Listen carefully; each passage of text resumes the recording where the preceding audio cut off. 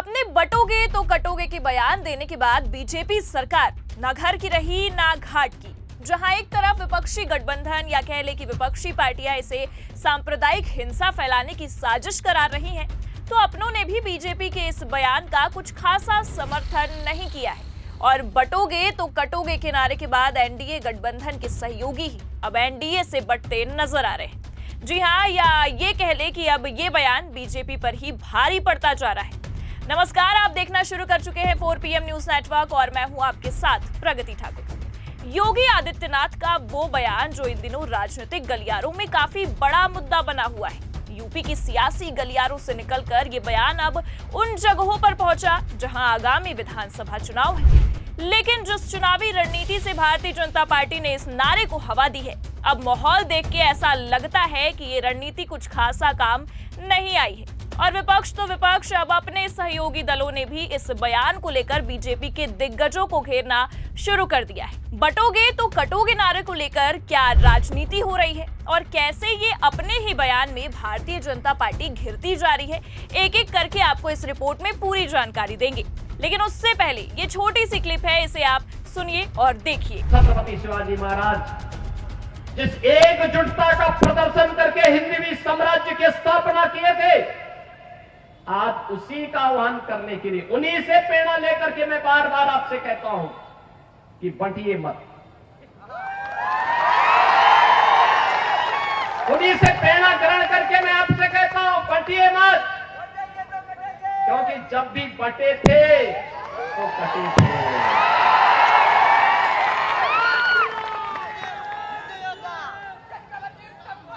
एक है तो नेक है, एक है तो सेफ है और बटे थे तो कटे थे। हमें बटना नहीं है, एकजुट होना है। एकजुट होकर के यहां पे महायुति गठबंधन को, जो मोदी जी के नेतृत्व में आज पूरे देश के अंदर कार्य कर रहा है, एनडीए के रूप में, एनडीए के रूप में काम कर रहा है। भारतीय जनता पार्टी लीड कर रही है मोदी जी के नेतृत्व में। ऐसे ही महाराष्ट्र के अंदर ये महाअनाड़ी गठबंधन को हराना है और भारतीय जनता पार्टी के नेतृत्व में महायुति गठबंधन को, एनडीए के प्रत्याशियों को विजयी बनाना है। तो ये आपने सुना बीजेपी के स्टार प्रचारक उत्तर प्रदेश के मुखिया योगी आदित्यनाथ उत्तर प्रदेश के बाद अब महाराष्ट्र में पहुंचे हुए हैं जनता को साधने के लिए और इस रणनीति से पहुंचे हैं। लेकिन ये रणनीति वहां पर काम नहीं आ रही है और योगी आदित्यनाथ के इन बयानों ने बेचारी महायुति की फजीहत कर डाली है। क्या है पूरा मामला, चलिए आपको बताते हैं। दरअसल योगी आदित्यनाथ ने बीजेपी की वही रणनीति अपनाते हुए इस बार जनता के बीच यूपी जैसा माहौल बनाने की कोशिश की, लेकिन गलती यहां हुई कि वो यूपी नहीं महाराष्ट्र में पहुंचे थे। महाराष्ट्र की जनता और साथ ही साथ महाराष्ट्र के बीजेपी के सहयोगियों को इस बार ये रणनीति रास नहीं आई है। महाराष्ट्र में बीजेपी के गठबंधन पार्टनर अजित पवार ने योगी आदित्यनाथ के बटेंगे तो कटेंगे वाले बयान से किनारा कर लिया है, जिसके बाद एनसीपी के इस नाराजगी के कई सारे मायने निकाले जा रहे हैं। उन्होंने इस बयान पर प्रतिक्रिया देते हुए कहा है कि कुछ बाहरी लोग इस तरह का बयान देते हैं।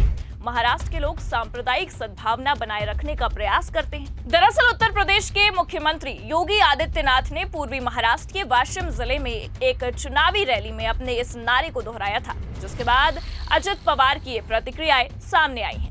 दरअसल आपको बता दें कि मीडिया रिपोर्ट की अगर हम माने तो योगी आदित्यनाथ की टिप्पणी पर जब पत्रकारों ने अजित पवार से सवाल किया तो उन्होंने बिना उनका नाम लिए कहा कि हमारे प्रदेश की तुलना किसी और प्रदेश से नहीं करनी चाहिए, जिससे आप समझ सकते हैं कि उनका इशारा क्या था, यानी कि यूपी की तुलना महाराष्ट्र से मत करो। महाराष्ट्र ने कभी भी सांप्रदायिक भेदभाव को स्वीकारा नहीं है। हमारा प्रदेश छत्रपति शिवाजी महाराज, राजश्री शाहू महाराज, ज्योतिबा फूले और बाबा साहेब अंबेडकर की विचारधारा पर चलता है। अब बता दें कि अजित पवार ने कहा कि शिवाजी महाराज की शिक्षा समाज के सभी वर्गों को साथ लेकर चलने की थी। उन्होंने आगे ये भी कहा है कि जब दूसरे राज्यों से लोग महाराष्ट्र आते हैं तो वे अपने लोगों को ध्यान में रखकर बयान देकर चले जाते हैं, लेकिन महाराष्ट्र ने कभी इसे स्वीकारा नहीं है। और यहाँ के सभी चुनावों का इतिहास ये रहा है। दरअसल अब अजित पवार के इन बयानों के कई सारे मायने निकाले जा रहे हैं और इसे इस तरह से जोड़ा जा रहा है कि कहीं न कहीं अजित पवार अब महायुति से अलग थलग होने वाले हैं।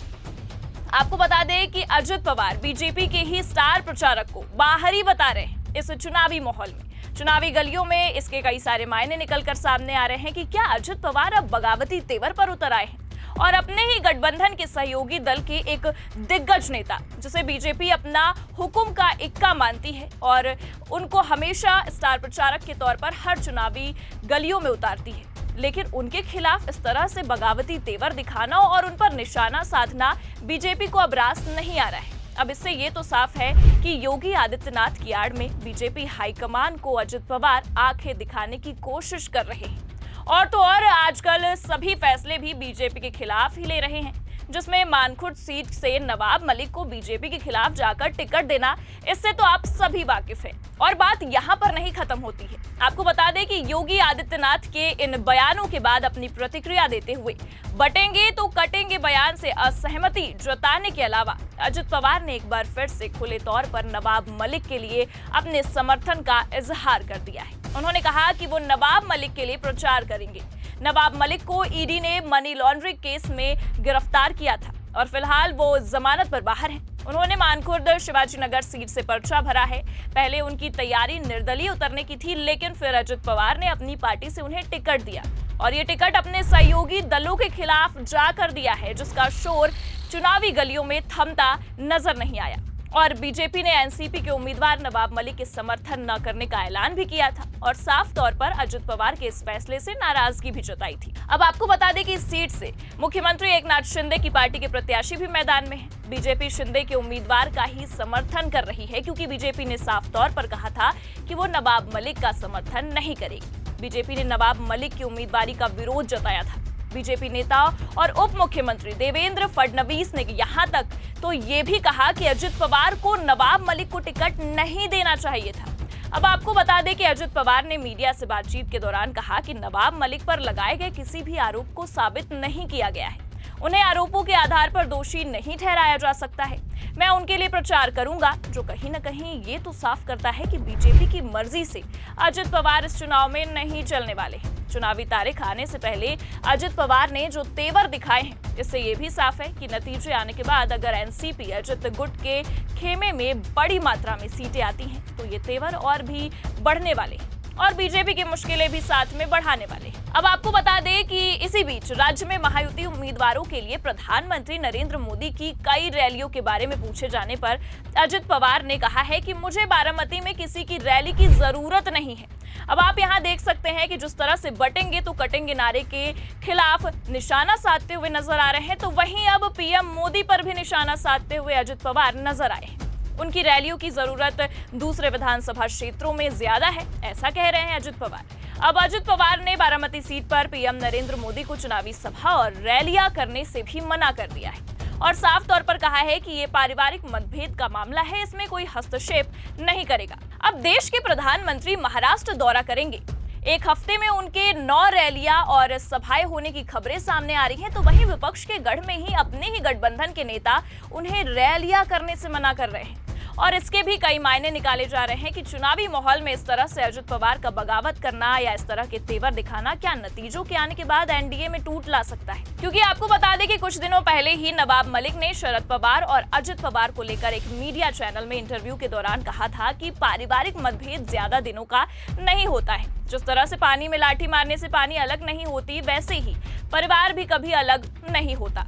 एक ना एक दिन तो एक होना ही है, जिसके बाद से अजित पवार और शरद पवार के एक होने की खबरों ने तूल पकड़ लिया है और बीजेपी इन खबरों से असहज भी नजर आती है। अब बीजेपी को जो ये बगावती तेवर अजित पवार दिखा रहे हैं, उससे एनडीए को कितना भारी नुकसान होने वाला है और महाराष्ट्र की राजनीति में क्या फेरबदल होने वाला है, ये तो आने वाले 23 नवंबर को या उसके बाद ही पता चल पाएगा। लेकिन हम आपसे जानना चाहेंगे कि अजित पवार के ये बगावती तेवर देखने के बाद आपको क्या लगता है कि महाराष्ट्र की राजनीति में नतीजे आने के बाद कुछ बदलाव होने की संभावनाएं हैं, या फिर बीजेपी इस बार घुटनों पर आ जाएगी और अजित पवार को मनाने के लिए घुटने टेक देगी? क्या कुछ कहना है आपका, कमेंट में जरूर बताइए और चैनल को सब्सक्राइब करना मत भूलिए। खबर कैसी लगी लाइक और शेयर करिए और देखते रहिए 4 PM न्यूज नेटवर्क। नमस्कार।